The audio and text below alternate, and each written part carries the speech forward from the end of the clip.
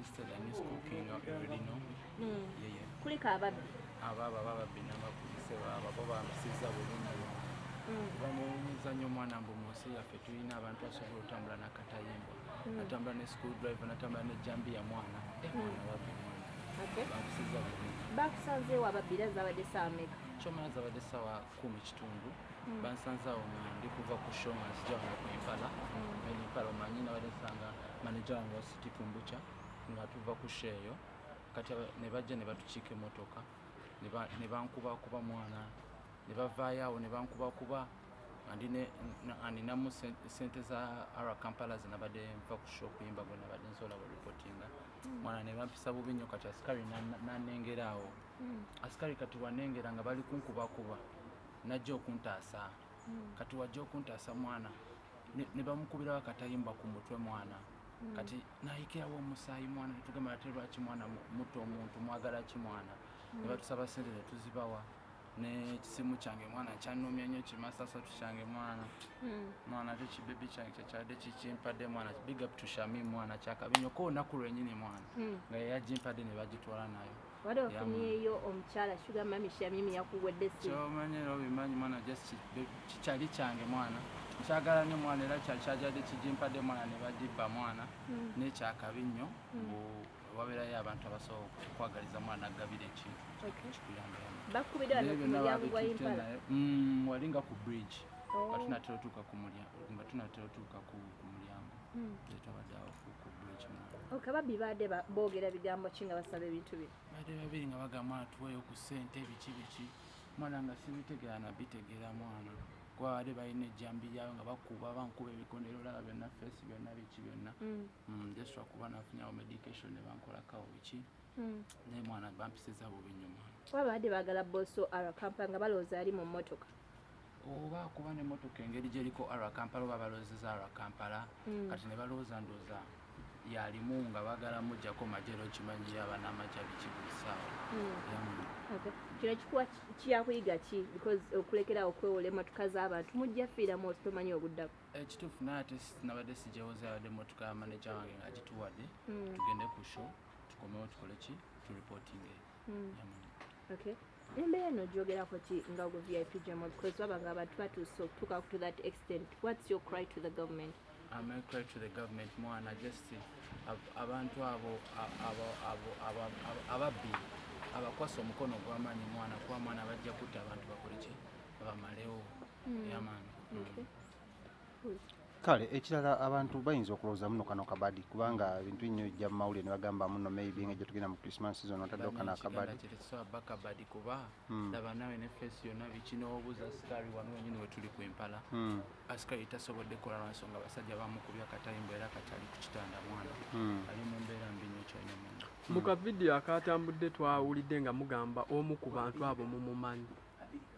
Nati bwe navuddewo kati wabo bakyali banga bazze baande baani bonna kati we namudescribinze bwe nti nga bagamba mbu ye Habati nga nerinnya lyempulira era kati Habati mwana kati simumanyi bulungi naye nina omunoonya mulabo oba yeye oba nsobola omujjukira. Tulaba nga ebiwundu ebyokungulu ebisinga obulumi bulinga obutonotono bwe wagenze mu ddwaliro tebagambye ko oba ofunye okukosebwa okulala munda oba internal bleeding? Tutalaba era ekyanyambye safunye kukosebwa kwonna nze munda naye kubanga nze basinga kunkubanga bukube nga bikonde biki ebyo kati mpoziko akatayimbwa jesi yakakuba nenkewooma bikyawo naye kati asikali ate ye alina obuzibu ennyo kuba mwamulabe mwana bamukubye paka ku sikaali mwana. Abayimbi tubamanyi nga batambula ne security gwe kuno wadde otambudde wekka? Kuno nabadde ntambudde nzekka nga bakyali bange bonna mbadropinze kati ng'engeri gye ngamba kati tugenda wano ku Impala kumpi awo manager wange waali wenina omusanga kati awo nze saasobodde kutuuka abasajja we nabagwiriddemu era security guard yazotuyamba era obiraba. Ssente zinganga meka ezibabbye zibalirwamu nga ssente mmeka? Batute $3,200,000. Zadde za show zimeka? Twabadde tulinayo nabadde ninayo awo show nabadde nka kushema. Kati ozaako kikwa kati nga gwe omuyimbi tukulaba essaawa zino ogenda kuddamu okutambula wekka wafunyeyo security ekiki? Era kyomanya security erina okubaawo naye era kyolina omanya kigenda kye just era just tubeeremu buli omu ayagalize munne ngaobimanyi mwana ababbi bakikomi mwana tugenda tukole kuba ate mwana kyanewunyisiza nnyo ate nga bagamba mwana ntemu oyo omubbi biki ate nga gwe babba kati katubuuzeemu ye manejawo kino yakituta talowooza muno basi nanti bagamba tubimanyi banange beti buno Jemo yabbaka ssimu biki ate amasimu ge babba mwana ngaokitegeera katubuuzeemu ye maneja we talowooze muno sente gwe wazitutenge gye bakusibako ebintu by'okugamba muno wali muko involved mu byobubbi awo simanyi bulungi ekyo kiri kuye kuba ye wamunyonyodde ye namunyonyodde yakibayinze nagamba kuba nesiga bulungi akimanyi mwana sobola kubba sente era teri muntu mwana ayinza kubba sente natukana yekenyini mukuba yena bwebityo kutuuka ku luzinga bulamu mwana tusubireyo oluyimba kwene embeera yabaddewo situation akimanyi alina ba music yekka era I'm dropping my latest song soon ogambye ddamu n'eddoboozi ery'amaanyi I'm dropping my latest song soon, just know. Gonna be fire, gonna be massive. It's gonna be fire. The new school king VIP Jemo be saying economy already know.